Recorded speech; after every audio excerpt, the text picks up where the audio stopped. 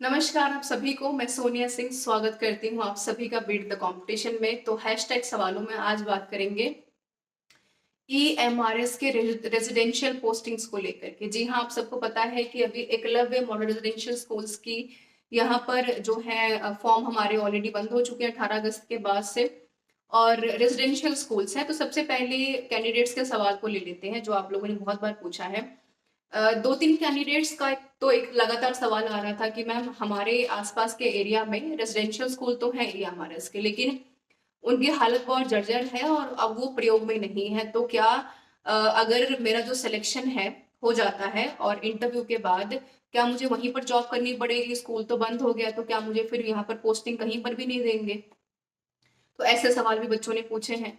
और दूसरा सवाल यहाँ पर बच्चों ने पूछा है खासतौर पर महिलाओं ने कि क्या जो सिलेक्शन जो पोजीशन है स्टेट का गवर्नमेंट की तरफ से, क्या हम खुद चुन सकते हैं या फिर स्टेट जो गवर्नमेंट है, क्योंकि गवर्नमेंट स्कूल्स हैं बिल्कुल ये, तो क्या सरकारी जो वहाँ पर चीजें होंगी उनके माध्यम से हमें स्कूल्स अलॉट किए जाएंगे या फिर हम अपने मन से चुन सकते हैं? तो इसके ऊपर भी बात करेंगे। अच्छा सवाल है, पता भी होना चाहिए कि जिसकी तैयारी आप कर रहे हैं वहां पर आने वाले भविष्य में आपका भविष्य दरअसल वहां पर क्या है। तो देखिए, पहले हम बात कर लेते हैं ईएमआरएस के स्कूलों की। मेरे स्क्रीन पे आपको जो लिस्ट नजर आ रही है, मोर अगर मैं कहूँ तो ये जो लिस्ट है कुल मिलाकर के 17 पेज की है। और मेरे पास अभी list of Eklavya model residential schools की यहाँ पर 2020 की अपडेटेड है। और कुल मिलाकर के 17 जो टोटल लिस्ट है उसमें 556 स्कूल है, 566, ठीक है, स्कूल्स यहाँ पर दिए हुए हैं। इससे ज्यादा ही होंगे, कम नहीं होंगे, क्योंकि अपडेटेड नहीं है ये, तो ये भी आप ध्यान में रख सकते हैं। तो पहली बात जो सवाल पे चर्चा कर लेते हैं, देखिए जो ये आपका पेपर होगा क्वालिफाई करने के बाद, पहली प्राथमिकता इंटरव्यू में आपसे जरूर पूछी जाती है कि भाई क्या आप यहाँ पर फिजिबल हैं जॉब करने के लिए। मान लेते हैं कि भाई आपका सेंटर चला गया इंटरव्यू के लिए दिल्ली में, आपसे पूछ लिया गया कि मैडम क्या आप सिलेक्शन के बाद अगर आपका ज्वाइनिंग हो जाता है तो आप कहाँ पर जॉब करना प्रेफर करेंगी? तो देखिए, जाहिर सी बात है कि पहले तो एक सकारात्मक जवाब आपको देना है, क्योंकि भाई आप यहाँ पर सबसे पहली आपकी जो प्राथमिकता क्या है, इंटरव्यू को क्वालिफाई करना। तो इंटरव्यू में क्वालिफाई करने के लिए बैठे हैं तो सकारात्मक बीच का रास्ते का जवाब लेकर के आगे बढ़ेंगे कि भाई जाहिर सी बात है कि आप बिल्कुल ये कह करके आगे बढ़ेंगे कि जो भी भारत सरकार की तरफ से मुझे रेजिडेंस अलॉट किया जाएगा, बिल्कुल मैं उसकी तरफ से फिजिबल हूँ, पूरी तरीके से अप्रोच कर पाऊंगी उसको, और मुझे जहां भी पोस्टिंग दी जाएगी बिल्कुल रिस्पेक्टेबल मुझे मंजूर है, मुझे कोई दिक्कत नहीं है उससे।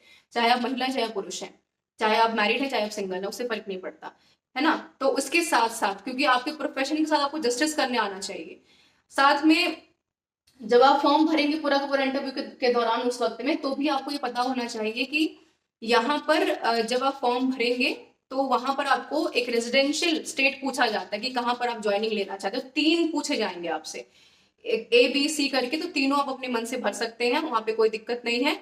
हालांकि अगर हम सुटेबिलिटी की बात करते हैं तो बिल्कुल भारत सरकार यहाँ पर खासतौर पर महिलाओं के साथ और पुरुषों के साथ भी सहानुभूति रखती है कि जिस भी, खासतौर पर अगर आप मैरिड हैं, अगर आपका कोई छोटा बच्चा है तो आप एक्सक्यूजेस भी बहुत सारे आजकल तो मतलब गवर्नमेंट्स के पास रहते हैं देने के लिए और कैंडिडेट्स के पास भी, तो बिल्कुल आप वहां पर रख सकते हैं अपनी बातों को फॉर्म के माध्यम से। और यहाँ पर गवर्नमेंट सरकार भी कोशिश करती है कि महिलाओं को उनके रेजिडेंशियल एरिया में ही, जो भी मान लो 500 मीटर के दायरे में है, 5 किलोमीटर के दायरे में, 10 किलोमीटर के दायरे में, वहां पर उनको पोस्टिंग दी जाए ताकि वो आसानी से यहाँ पर अपने काम को और अपने परिवार को और अपने ड्यूटीज को जो है फुलफिल कर पाए बिना किसी चिंता के।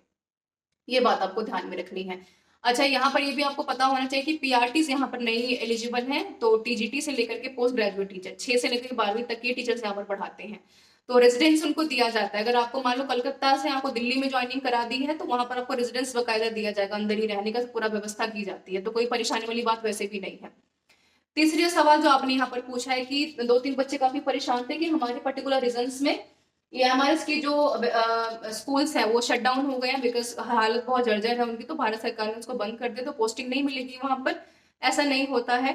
अगर उनके पास आपको देने के लिए पोस्टिंग्स होंगे, आप यहाँ पर क्वालिफाई कर लेते हैं, तो बिल्कुल जरूरी भी नहीं है कि आपके स्टेट में थे, बिल्कुल जरूरी ये भी नहीं कि बिल्कुल आपको उठा करके जो है 500 किलोमीटर दूर भेज देंगे, ऐसा भी संभव नहीं है। लेकिन बंद होने का मतलब, जर्जर होने का मतलब ये नहीं कि वहां पे स्कूल चलने बंद हो जाएंगे, जरूर व्यवस्था की जाएगी आपके लिए, कोई परेशानी वाली बात नहीं है। आपको पोस्टिंग मिलेगी बिकॉज आपने पेपर क्वालिफाई किया है ना। तो आपने अपने हिस्से का काम किया, सरकार अपने हिस्से का काम करेगी। तो ये बात आपको ध्यान में रखनी है। ये जो कंप्लीट लिस्ट है मैं आपको शेयर कर दूंगी, ताकि जब आप इंटरव्यू के दौरान ये फॉर्म भरें अपना बायोडेटा वाला, तो उसमें अपने हालांकि बच्चों को पता ही रहता है, नाम भर पाए। तो आंध्र प्रदेश सबसे पहला यहाँ पर आप देख पा रहे होंगे, आंध्र प्रदेश से लेकर के अरुणाचल प्रदेश, असम, देन चंडीगढ़, देन उससे पहले बिहार है, छत्तीसगढ़ है, अल्फाबेट के अकॉर्डिंग दिया हुआ है। तो कोई भी ऐसा स्टेट नहीं है हिंदुस्तान का जो छोटा हुआ है। गुजरात है, हिमाचल है, झारखंड है ना, मध्य प्रदेश है। लेकिन क्योंकि ये आपको पता है कि भाई ट्राइबल सोसाइटी से जुड़े हुए स्कूल हैं, तो ज्यादातर पोस्टिंग्स वही मिलती हैं। ठीक है, मिजोरम है, नागालैंड है, उड़ीसा है, तमिलनाडु है, त्रिपुरा है, वेस्ट बंगाल सबसे आखिरी में, उससे पहले उत्तर प्रदेश में भी खेरी है, ठीक है, और सोनभद्र है, ललितपुर है, देहरादून उत्तराखंड में है, उधम सिंह नगर उत्तराखंड में। तो ये आप लिस्ट जरूर एक बार पढ़ लीजिएगा अपने अकॉर्डिंग, अपनी सुविधा के लिए। कोई परेशानी वाली बात नहीं, पेपर होना ही होना है। बहुत परेशान मत होइए, अपनी तैयारी पे फोकस कीजिए, बहुत समय आपके पास नहीं है। हो सकता है अचानक डेट आ जाए आपके सामने और आप पता चले कि आप तो प्रिपेयर ही नहीं है ना।